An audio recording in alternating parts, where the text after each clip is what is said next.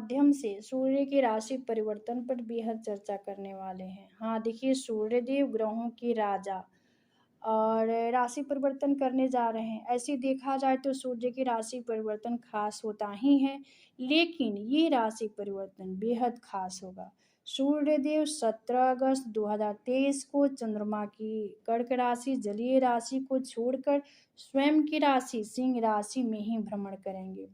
देखिए, कोई भी व्यक्ति अपने घर पे, अपने प्लेस में, अपने जगह पे कितना खुश और संतुष्ट रहता है, ठीक उसी प्रकार सूर्य देव अपने घर में, अपने स्वयं की राशि में होंगे तो कितना प्रभावी होंगे और इनका प्रभाव कई गुना बढ़ जाएगा और सकारात्मक प्रभाव देने में सक्षम हो जाएँगे। तो देखिए ये सूर्य कुंडली का स्तंभ है, ग्रहों के राजा है सूर्यदेव। सूर्य एक ऐसा ग्रह है जो कि अकेले सभी दोषों का शमन करने में सामर्थ्य रखते हैं। यानी कुंडली के सभी ग्रह का पोजीशन जो है वीक है, लेकिन सूर्य के पास स्ट्रेंथ पावर है। तो ऐसे में हम कह सकते हैं कि सभी दोषों को शमन करने वाले उस जनपत्री में सूर्यदेव ही होंगे। आज की जो राशि होंगी देखिए तुला राशि से लेकर मीन राशि 6 राशि पे ही चर्चा होने वाली है। तो इससे पूर्व हम थोड़ा-सा सूर्यदेव पर प्रकाश डाल लेते हैं। देखिए, जब भी सूर्य देव का पोजीशन कुंडली में, बर्थ चार्ट में, जन्मपत्री में वीक होता है, तो ऐसे लोगों को कारोबार, रोज़गार और कर्म व्यवसाय में और ऊँचाइयाँ प्राप्त करने में काफ़ी मशक्कत करनी पड़ती है। इसके बाद भी उनकी स्थिति परिस्थिति सही नहीं होती है। तो सूर्य हमारे लिए वेरी, वेरी इम्पोर्टेंट प्लैनेट होते हैं कुंडली के। तो चलिए हम सूर्य देव पर भी प्रकाश डालेंगे। अ, आत्मा के कारक सूर्य पिता सरकार, मान सम्मान, ऊंचाइयां, पद प्रतिष्ठा, राज्य शासन, सत्ता, साक्षात्कार, आधिपत्य, पेट, हड्डी, आंख, आत्मज्ञान, पुरुषार्थ, अधिकार, इन सभी चीजों पर आधिपत्य सूर्यदेव का ही होता है। तो चलिए आज की जो राशि है हम सीक्वेंस से जानेंगे। आज की जो पहली राशि है लिब्रा साइन यानी तुला राशि। देखिए तुला राशि के जो लोग हैं इनके लिए सूर्यदेव एकादश भाव के स्वामी हैं और एकादश भाव में ही विराजमान होंगे। तो आपके लिए ये गोचर लाभ की स्थिति उत्पन्न करने वाली होगी। व्यक्तिगत रूप से ये गोचर लाभप्रद होगा। इस अवधि में पिता का मान सम्मान करें। इस गोचर के दौरान कर्ज की पुनः वापसी होगी। यानी जो लोग तुला राशि के हैं और पहले से कर्ज लिए हैं उनका वापसी इस अवधि में हो सकती है। संतान से शुभ समाचार की प्राप्ति होगी। क्योंकि देखिए एकादश भाव जो होता है ये प्रॉफिट का भाव है और डिजायर का भाव है और ये इच्छा पूर्ति का भी भाव होता है। इनकी दृष्टि जो होगी पंचम भाव पे होगी। इसलिए संतान से शुभ समाचार की प्राप्ति भी होगी इस अवधि में। कुल मिला-जुला कर देखिए आपके लिए तो उत्तम प्रभाव होगा क्योंकि ये लाभ भाव में ही विचरण करेंगे। इसके बाद वाली जो साइन है स्कॉर्पियो साइन यानी वृश्चिक राशि। वृश्चिक राशि के जो लोग हैं इनके लिए सूर्यदेव देखिए दसम भाव में ही दसम भाव के स्वामी हैं, दसम भाव में ही विचरण करेंगे। और ये दसम भाव में विचरण करेंगे तो इनकी दृष्टि जो होगी सुख भाव पे होगी। और दसम भाव देखिए कर्म भाव है, यहाँ से पिता का विचार की जाती है और व्यवसाय व्यापार का भी विचार की जाती है। ये कर्म क्षेत्र है तो जो कि आपके लिए उत्तम स्थिति होगा। क्योंकि आपके कर्म भाव में भ्रमण करेंगे तो आपके व्यापार व्यवसाय के लिए समय अनुकूल होगा। कर्म क्षेत्र में सफलता आपको मिलेगी। इस अवधि में सरकार सत्ता से संबंधित चीज़ों में वृद्धि होगी। बस आपको झूठ बोलने से बचना होगा। यहाँ पर इन चीज़ों को सावधानी में रखना होगा। इस गोचर के दौरान कद और पद में बढ़ोतरी होगी। यानी आपके कद और पद दोनों बढ़ने वाला होगा। अ, ये सूर्य की राशि परिवर्तन आपके लिए तो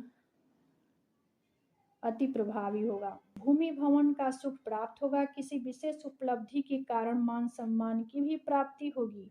कुल मिला जुला कर आपके लिए तो सर्वोत्तम स्थिति होगी। चूंकि ये दसम का सूर्य है तो आपको तो फायदा अवश्य ही दिलाएंगे और इनकी दृष्टि सुख भाव पे होगी। इसके बाद वाली जो साइन है सेगिटेरियस साइन यानी धनु राशि। धनु राशि वालों के लिए देखिए सूर्यदेव नवम भाव के स्वामी हैं यानी भाग्य भाव के स्वामी हैं। भाग्य भाव में ही विचरण करेंगे जिसके फलस्वरूप आपके लिए तो यहाँ पे भाग्यवर्धक साबित होंगे। यानी सर्वश्रेष्ठ स्थिति होगी। इस अवधि में आपको नेम फेम स्टेटस की प्राप्ति होगी। आपके संतान भी कुछ करने के जुनून और जज्बा रखेंगे, यानी उनकी ओर से आपको कोई खुशखबरी की प्राप्ति होगी। आपका आत्मविश्वास भरपूर रहेगा, यानी आप आत्मविश्वास से लबरेज रहेंगे। आपके पुरुषार्थ और पराक्रम और साहस में वृद्धि होगी। सरकार और सरकारी संस्था से जुड़े जो लोग हैं उन्हें भी लाभ की प्राप्ति होगी। चूँकि देखिए ये 9 भाव से दृष्टि डालेंगे ये 3rd हाउस पे, यानी तृतीय भाव पे। तो आपके मान सम्मान में वृद्धि होगी, आपके पुरुषार्थ में वृद्धि होगी, घर में धार्मिकता की माहौल रहेगा। चूँकि कुल मिला-जुला कर देखिए आपके भाग्य भाव में हो रहा है, तो आपके लिए तो बल्ले-बल्ले है। इसके बाद वाला जो साइन है देखिए कैप्रिकॉर्न यानी मकर राशि। मकर राशि के जो लोग हैं इनके लिए सूर्यदेव अष्टम भाव के स्वामी हैं और अष्टम भाव में ही विचरण करेंगे।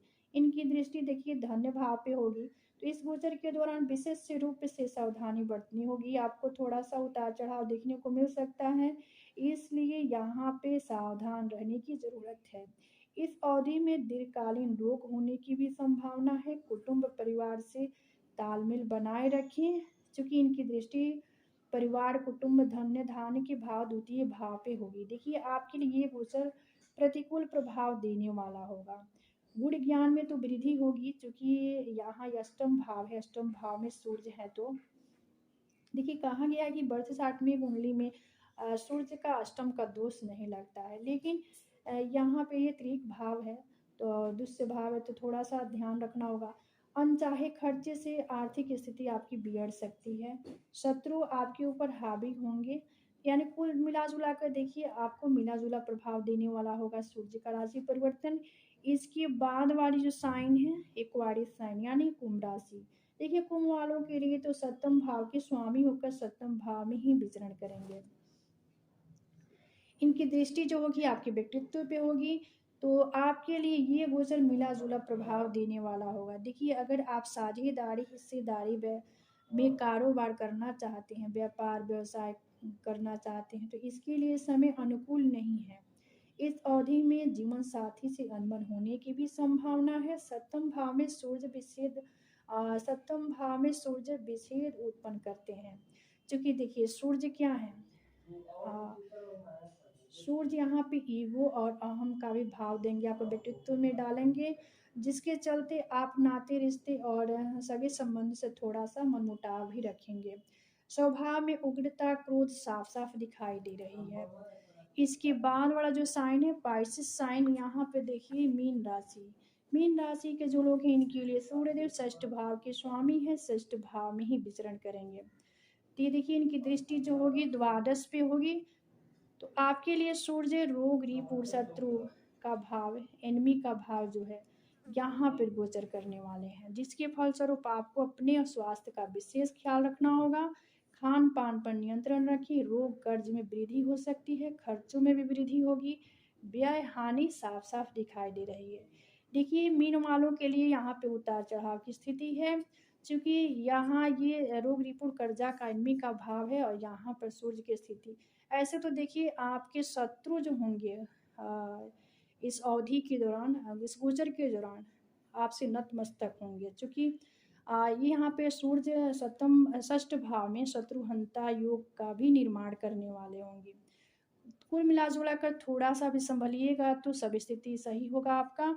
और कुछ उपाय हैं जो कि करके आप सूर्य का नेगेटिव प्रभाव को कम कर सकते हैं और सकारात्मक प्रभाव को बढ़ा सकते हैं। तो चलिए हम उपाय की तरफ आगे बढ़ेंगे। और देखिए प्रतिदिन पिता का सम्मान करें और सूर्य को अर्घ्य प्रदान करें, और इसके बाद आदित्य हृदय स्तोत्र का पाठ करें। देखिए छोटे छोटे उपाय हैं जो कि आप इजीली सुबह कर सकते हैं। हाँ, सूर्योदय से पहले उठने का प्रयास कीजिए, तो यहाँ पर आपके सूर्य का जो सकारात्मक प्रभाव होगा मिलेगा और निगेटिव प्रभाव जो होगा वह नगण्य होगा। तो आज का विषय यहीं समाप्त होता है, मिलते हैं अगले वीडियो में एक नए विषय वस्तु के साथ, तब तक के लिए धन्यवाद।